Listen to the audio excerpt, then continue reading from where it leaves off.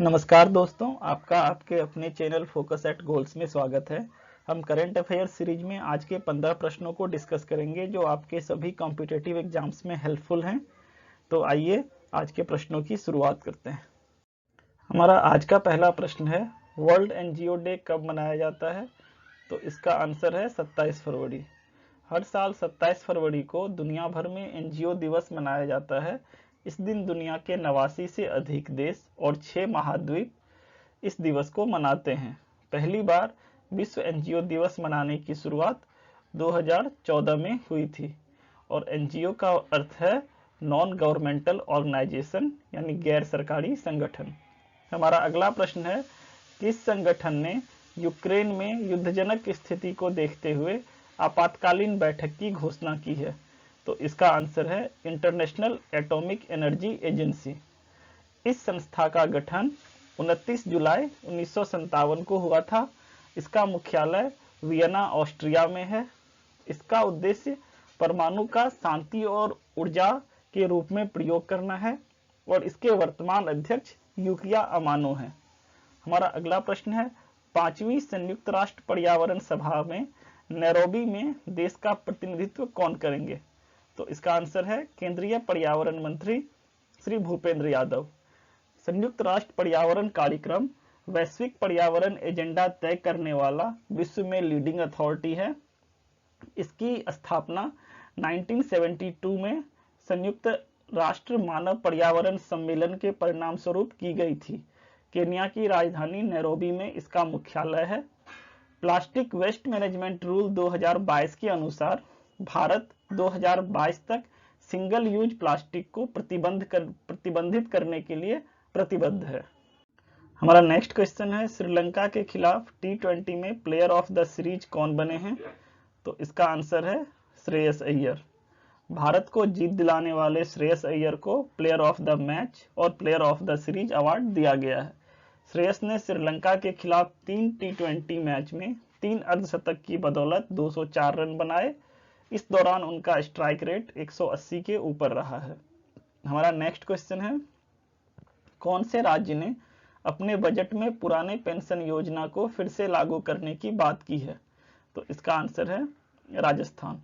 राजस्थान के मुख्यमंत्री अशोक गहलोत ने वर्ष 2022-2023 के राज्य के बजट में 1 जनवरी 2004 एवं इसके बाद नियुक्त कर्मचारियों के लिए नई पेंशन योजना एनपीएस के स्थान पर पुरानी पेंशन योजना को लागू करने की घोषणा की थी। हमारा अगला प्रश्न है, कहां काकीनाडा शहर और होप आइलैंड के बीच एयर कनेक्टिविटी के विकास के लिए योजना बनाई गई है? तो इसका आंसर है आंध्र प्रदेश। होप आइलैंड प्राकृतिक ब्रेक वाटर का काम करता है और बंगाल की खाड़ी में आने वाले चक्रवातों से काकीनाडा शहर को बचाता है। समुद्र के बीच बसी 40-45 घरों वाली इस बस्ती में बाहरी दुनिया के बहुत कम लोग आते हैं। हमारा नेक्स्ट क्वेश्चन है, हाल ही में किस हाई कोर्ट ने राज्य सरकार को आर्द्र भूमि यानी वेटलैंड्स के लिए पैनल बनाने का निर्देश दिया है? तो इसका आंसर है त्रिपुरा हाई कोर्ट ने। त्रिपुरा हाई कोर्ट ने आर्द्र भूमि को संरक्षित करने के लिए एक पैनल गठित करने का निर्देश दिया है।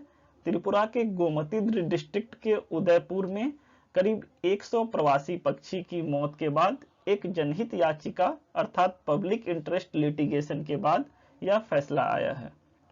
हमारा नेक्स्ट क्वेश्चन है, किस राज्य सरकार ने ऊंट पालन को बढ़ावा देने के लिए 10 करोड़ रुपए के बजट की घोषणा की है? तो इसका आंसर है राजस्थान।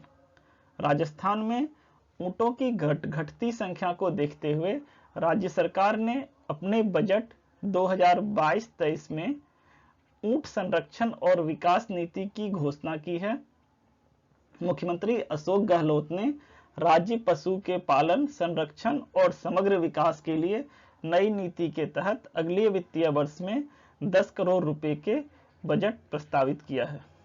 हमारा नेक्स्ट क्वेश्चन है, भारत की वुशु खिलाड़ी सादिया तारिक ने मॉस्को वुशु स्टार्स चैंपियनशिप में कौन सा पदक जीता है? तो इसका आंसर है स्वर्ण पदक। सादिया तारिक चैंपियनशिप के फाइनल में स्थानीय रूसी खिलाड़ी को मात दी है। यह चैंपियनशिप भारतीय खेल प्राधिकरण के वार्षिक कैलेंडर ट्रेनिंग और कंपटीशन के स्वीकृत इवेंट में शामिल है। यह चैंपियनशिप 22 से 28 फरवरी तक आयोजित किया गया है। हमारा नेक्स्ट क्वेश्चन है, सेबी की सबसे पहली महिला प्रमुख कौन बनी है? तो इसका आंसर है माधवीपुरी बुच। माधवीपुरी बुच सेबी की पहली महिला प्रमुख बनी है। भारतीय प्रभूति और विनियमन बोर्ड यानी securities and exchange board of India SEBI Bharat सरकार के वित्त मंत्रालय के स्वामित्व में भारत में सिक्योरिटीज और कमोडिटी मार्केट के लिए रेगुलेटर है। अगर आप हमारे चैनल पे नए हैं और आपने अभी तक चैनल को सब्सक्राइब नहीं किया है तो आपसे रिक्वेस्ट है कि आप चैनल को सब्सक्राइब करें और बेल आइकन को दबाएं ताकि हम जब भी कोई नया वीडियो डालें तो उसका नोटिफिकेशन आपको मिल जाए। हमारा अगला प्रश्न है, 0 से 18 वर्ष के बच्चों की आबादी में बिहार का देश में कौन सा स्थान है? तो इसका आंसर है दूसरा। 0 से 18 वर्ष के बच्चों की आबादी में बिहार का देश में दूसरा स्थान है। आर्थिक सर्वेक्षण के आंकड़ों के मुताबिक 2021 में भारत की कुल आबादी के लगभग 33% बच्चे हैं, जबकि बिहार में 0 से 18 वर्ष के उम्र वाली इस आबादी का कुल हिस्सा उससे भी अधिक यानी 42% है। कुल मिलाकर देश के कुल बच्चों का 12% हिस्सा बिहार में है। हमारा नेक्स्ट क्वेश्चन है, वन इंडिया वन हेल्थ के तहत किस तकनीक का प्रयोग किए जाने की घोषणा की गई है? तो इसका आंसर है 5G तकनीक। 5G तकनीक की मदद से स्वास्थ्य सुविधाओं में ग्रामीण और शहरी इलाकों में खाई पाटी जाएगी।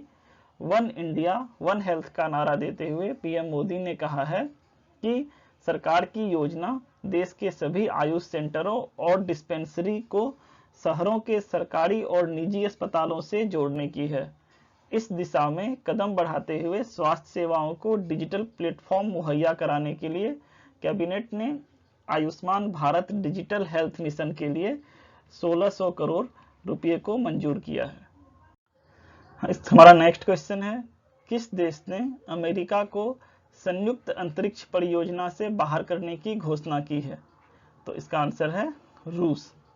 रूस ने अमेरिका को संयुक्त अंतरिक्ष परियोजना से बाहर करने की घोषणा की है। संयुक्त अंतरिक्ष परियोजना, जिसे वेनेरा डी भी कहा जाता है, शुक्र ग्रह के बारे में पता लगाने के लिए रूस के रोसकोस्मोस और अमेरिकी अंतरिक्ष एजेंसी नासा के बीच एक नियोजित संयुक्त अंतरिक्ष अन्वेषण परियोजना है। हमारा अगला प्रश्न है, हाल ही में अंतर्राष्ट्रीय इंटेलेक्चुअल प्रॉपर्टी इंडेक्स 2022 में शीर्ष पर कौन सा देश रहा है? तो इसका आंसर है यूएसए। यह index US chamber of commerce के ग्लोबल इनोवेशन पॉलिसी सेंटर द्वारा जारी किया जाता है। भारत अपने समग्र आईपी स्कोर में 38.4% से 38.6% तक सुधार किया है और देश इंटरनेशनल इंटेलेक्चुअल प्रॉपर्टी इंडेक्स 2022 पर 55 देशों में से 43वें स्थान पर है। इसके साथ ही हम आज के आखिरी प्रश्न पर पहुंच गए हैं। हमारा आज का आखिरी प्रश्न है, कौन सा देश अभी हाल ही में आए चक्रवात इमनाती की चपेट में आया है? तो इसका आंसर है मेडागास्कर। हाल ही में मेडागास्कर में एक उष्णकटिबंधीय चक्रवात इमनाती ने कहर बरपाया है। उष्णकटिबंधीय चक्रवात कर्क रेखा और मकर रेखा के बीच उत्पन्न होने वाले चक्रवात हैं। इनकी उत्पत्ति उष्णकटिबंधीय सागरीय भागों पर तब होती है जब तापमान 27 डिग्री से अधिक हो। हम प्रतिदिन करंट अफेयर्स और दूसरे टॉपिक पर वीडियो अपलोड करते हैं। अगर आपको हमारा एफर्ट पसंद आया हो तो इस वीडियो को लाइक कीजिए और चैनल को सब्सक्राइब कीजिए ताकि आपको क्वालिटी और ऑथेंटिक कंटेंट मिल सके। आप इस वीडियो को अपने दोस्तों के साथ शेयर भी कीजिए। तो मिलते हैं कल के वीडियो में, तब तक के लिए bye bye and take care.